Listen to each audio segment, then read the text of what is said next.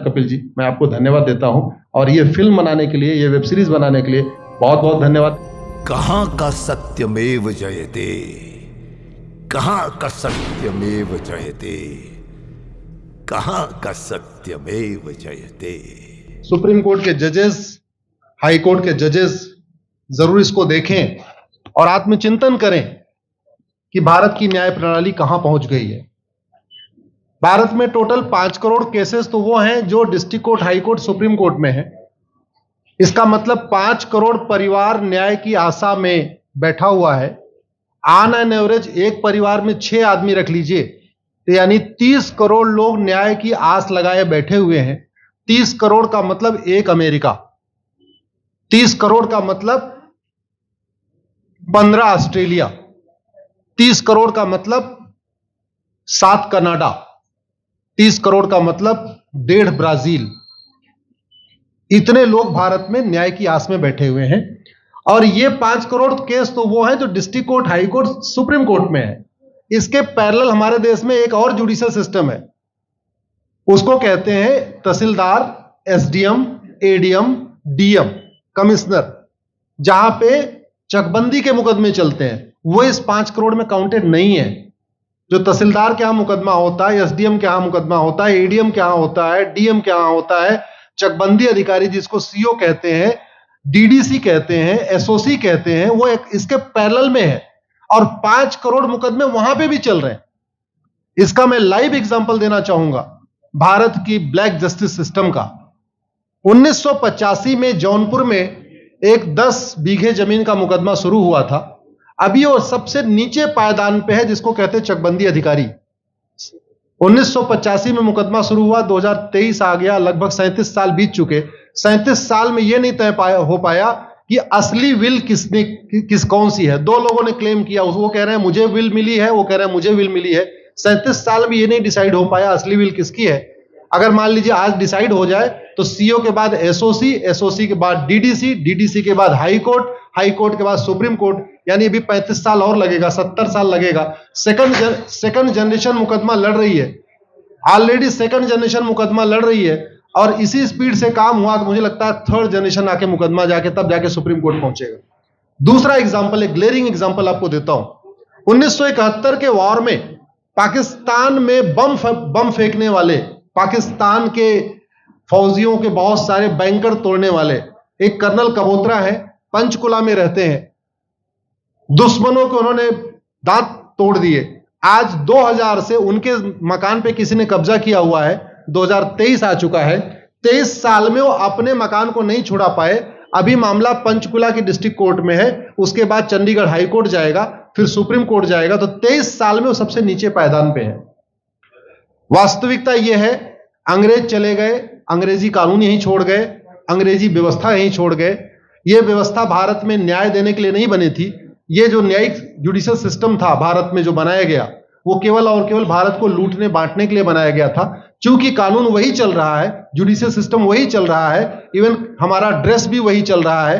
अंग्रेज काले कपड़े पहनते थे, हम भी काले कपड़े पहनते हैं। अंग्रेज जून के महीने में उनको गर्मी लगती थी तो 1 महीने छुट्टी करके इंग्लैंड चले जाते थे।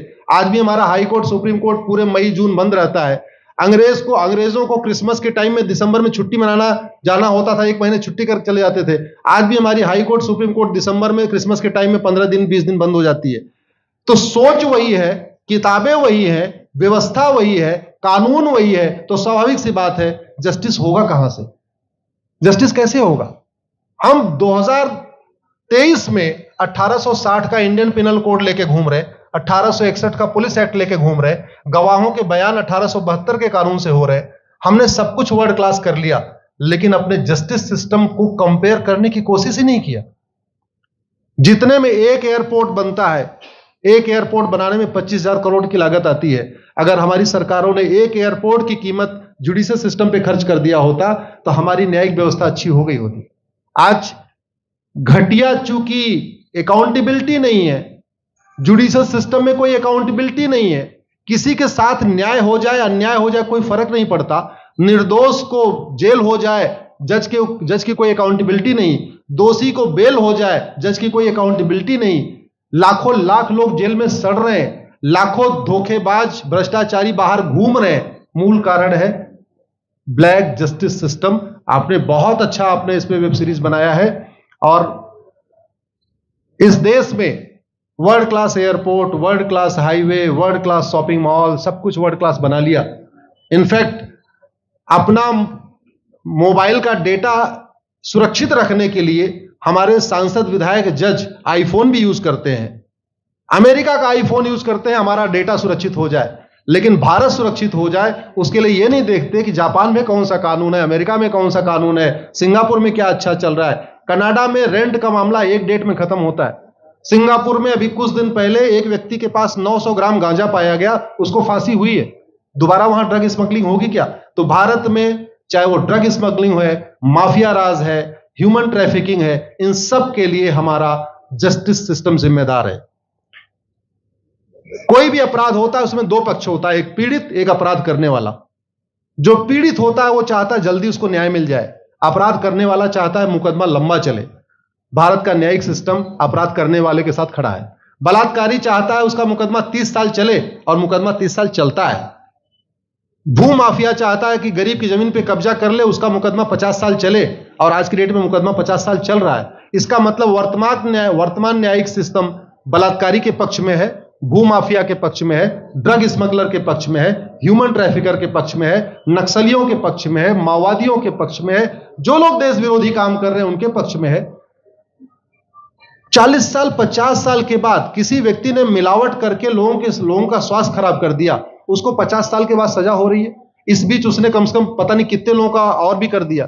तो ये जो जस्टिस सिस्टम होता है दवा की तरीके काम करता है। जैसे दवा अच्छी होती है बीमारी तुरंत ठीक हो जाती है, अगर दवा घटिया होती है तो बीमारी बढ़ जाती है। दवा खाने के बाद शरीर एज इट इज नहीं रहता, या तो बीमारी ठीक होती है या तो बीमारी बढ़ती है। अगर कोई आदमी एक गांव में किसी के साथ कुछ गलत कर दे, उसको 6 महीने के अंदर सजा हो जाए, साल भर के अंदर हो जाए, दूसरा अपराध वहां नहीं होगा। लेकिन अगर उस व्यक्ति को पनिशमेंट नहीं मिला तो स्वाभाविक सी बात है उसने उसको और मोटिवेट कर दिया। कहते नहीं ऐसे बुखार है, तुरंत 2 गोली खाइए बुखार ठीक हो गया, लेकिन अगर आपने दवा नहीं खाई या गलत दवा खा लिया तो टाइफाइड होगा या निमोनिया होगा। दुर्भाग्यवश ये हमारा जस्टिस सिस्टम यही कर रहा है। आज की डेट में जितनी समस्याएं हैं, चाहे वो घूसखोरी है, जमाखोरी है, मिलावटखोरी है, कालाबाजारी है, नशा तस्करी है, मानव तस्करी है, सोना तस्करी है, ड्रग स्मगलिंग है, या नक्सलवाद है, या माओवाद है, या कट्टरवाद है, जो भी समस्याएं हैं, उसका एक बहुत बड़ा कारण यह है कि हमारा जस्टिस सिस्टम उसको टैकल नहीं कर पा रहा है, उसको पकड़ नहीं पा रहा है, और इसीलिए भारत में अराजकता है। मैं तो इतने जानता हूं, ऐसी कोई बीमारी नहीं जिसकी कोई दवाई नहीं, ऐसी कोई समस्या नहीं जिसका कोई समाधान नहीं।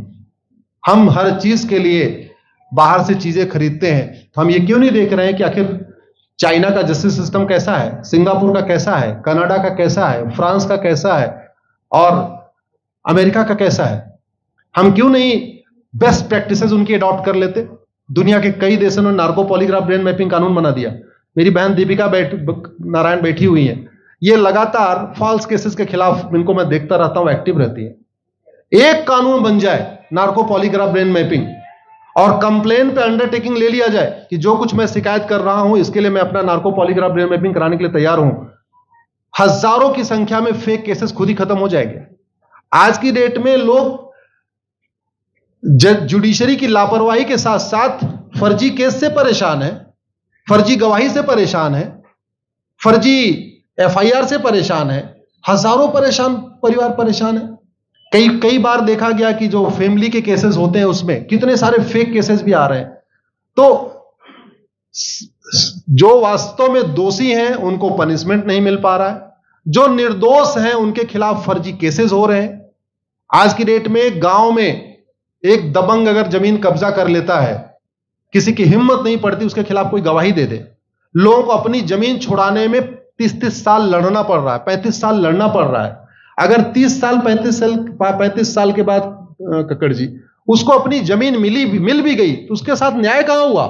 35 साल में उसका टाइम बर्बाद हो गया, 35 साल में उसका पैसा बर्बाद हो गया, 35 साल वो मेंटल ट्रॉमा में रहा, 35 साल उसने तारीख पे तारीख झेली है। और मैं तो डिस्ट्रिक्ट कोर्ट में कई बार जाके देखा, ऐसे परिवारों को देखता हूं जिनके पास बस से आने के लिए पैसा नहीं है, साइकिल से आते हैं।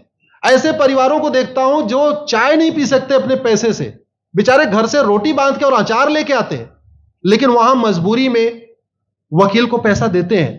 तो हमारी कोर्ट कचहरी वास्तव में दलाली का अड्डा बन गया है। हमारी कोर्ट कचहरी भ्रष्टाचार का अड्डा बन गया है। और मैं दुख के साथ कहना चाहूंगा, अदालतों में न्याय हो नहीं रहा है, बल्कि न्याय बिक रहा है।